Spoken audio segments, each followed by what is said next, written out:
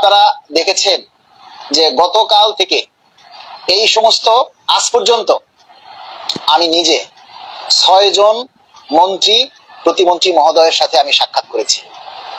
I repeat it, গতকাল থেকে আজ পর্যন্ত 6 জন মন্ত্রী প্রতিমন্ত্রী মহোদয়ের সাথে আমি সাক্ষাৎ করেছি এবং আমাদের পে স্কেল সংক্রান্ত দাবি দেওয়ার কথাটুকু যতটুকু সম্ভব তাদের কাছে তুলে ধরার চেষ্টা করেছি।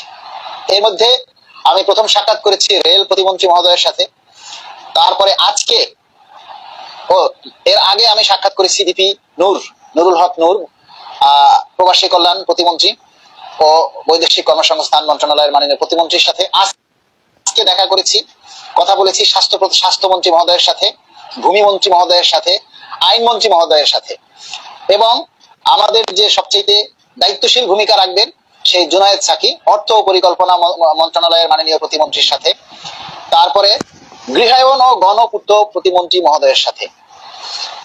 এতগুলি মন্ত্রী প্রতিমন্ত্রীর সাথে সাক্ষাৎ করে আমরা আমাদের দাবি দেওয়ার কথাগুলি তুলে ধরার চেষ্টা করেছি এবং সকল মন্ত্রী প্রতিমন্ত্রী মহোদয়ই আমাদেরকে আশ্বস্ত করেছেন যে আপনারা মাননীয় প্রধানমন্ত্রীর উপরে আস্থা রাখুন, পে স্কেলটা ইনশাল্লাহ যথাসময় হবে। যথাসময় বলতে ওনারা যে জিনিসটা বুঝাইছেন, ঈদের আগে পে স্কেলের সম্ভব নয়। আমরা যে আশাটা করছি সেটা আসলে আমরা বলছি যে ঈদের আগে আমরা পে স্কেল চাই, এটা সরকারকে চাপে রাখা, বাট ঈদের আগে কোনো ক্রমেই পে স্কেল সম্ভব নয়। বাস্তবতাকে মেনে নেওয়াটাই হচ্ছে বুদ্ধিমানের কাজ। আমরা সম্ভবত আগামী জুলাই থেকেই আমাদের পে স্কেল পাবো এবং আজকে এমনও কথা শুনেছি সেটা হয়তো জানুয়ারি 1-26 থেকে কার্যকর হওয়ার সম্ভাবনা রয়েছে, অথবা জুলাই 1 থেকেও কার্যকর হওয়ার সম্ভাবনা রয়েছে। তবে পে স্কেল নিয়ে জোরালো সরলভাবে কার্যক্রম শুরু হচ্ছে। মাননীয় প্রধানমন্ত্রীও এটার ব্যাপারে সোচ্চার আছেন।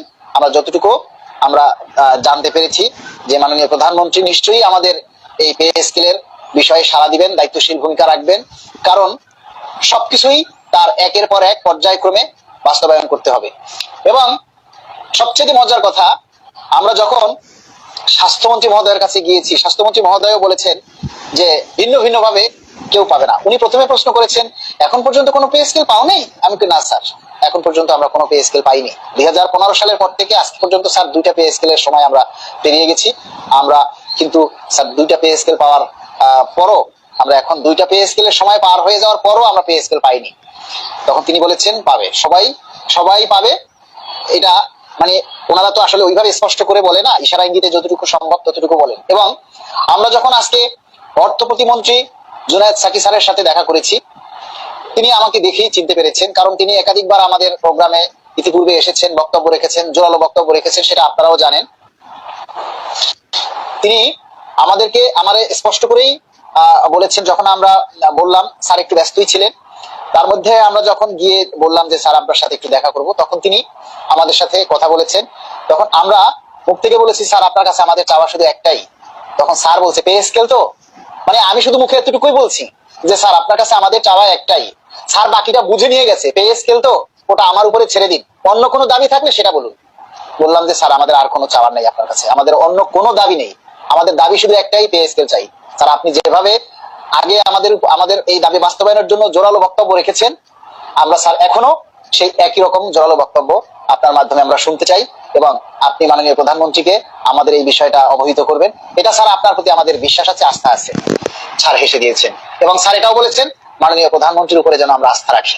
তবে এই মুহূর্তে আপনারা যারা অনেকেই বলতেছেন বা অনেকেই ভাবতেছেন যে আন্দোলন, এই মুহূর্তে কোনোভাবেই রাস্তায় আন্দোলন করা যাবে না। যারা বলেন যে রাস্তায় আন্দোলন দেন বা এটা করেন ওইটা করেন, তারা আমাদেরকে উস্কাচ্ছেন। আমাদেরকে বলেন যে আন্দোলন দেন, এইটা দেন ওইটা দেন, আমরা কিছু করতে পারতেছি না, আপনারা কিছু করে দেখান। তাদেরকে বলছি, যারা এই সমস্ত কথা বলেন তাদেরকে বলছি আপনারা কিছু করে দেখান। পে স্কেল হলে তো আপনিও খাবেন না? তাহলে আপনাদেরও এইটা নিয়ে আপনাদের কথা বলা উচিত, আপনাদেরও এই বিষয়ে কাজ করা উচিত। আপনারা যতটুকু পারেন আপনাদের মতো করে আপনারা চেষ্টা করেন, আন্দোলন করেন, সমস্যা কি, কে না করছে। কিন্তু আমরা দায়িত্বশীল জায়গা থেকে আমরা এই মুহূর্তে কোন আন্দোলন সংগ্রামের আমরা এই মুহূর্তে ডাক দিতে পারবো না। তবে হ্যাঁ, সভা, সেমিনার, সিম্পোজিয়াম যেটা আমরা যে সভা সমাবেশ, সেগুলি আমরা চালিয়ে যাব। যেমন ইফতার পার্টি, পেএসকে বাস্তবায়ন শীর্ষক আলোচনা সভা কিন্তু, এবং আমরা একজন সচিব স্যারের সাথেও আলোচনা করেছি, তিনিও আমাদেরকে এই কথাটাই বলেছেন যে না, আমাদের পেএসকে বাস্তবায়নের জন্য আমাদের যেভাবে আছেন সবচেয়ে তিনি গুরুত্ব দিয়েছেন সোশ্যাল মিডিয়াতে আমাদের দাবিটা যেন আমরা চালিয়ে রাখি। কারণ আপনারা জানেন যে ওই যে নরসিংদী না কোন জায়গায় জানি ওই যে একটা রেপ কেস হয়েছে, সেটা কিন্তু সোশ্যাল মিডিয়াতেই ভাইরাল হয়েছে, সোশ্যাল মিডিয়াতেই প্রচার হওয়ার কারণেই কিন্তু সেটা সরকারের নজরে এসেছে।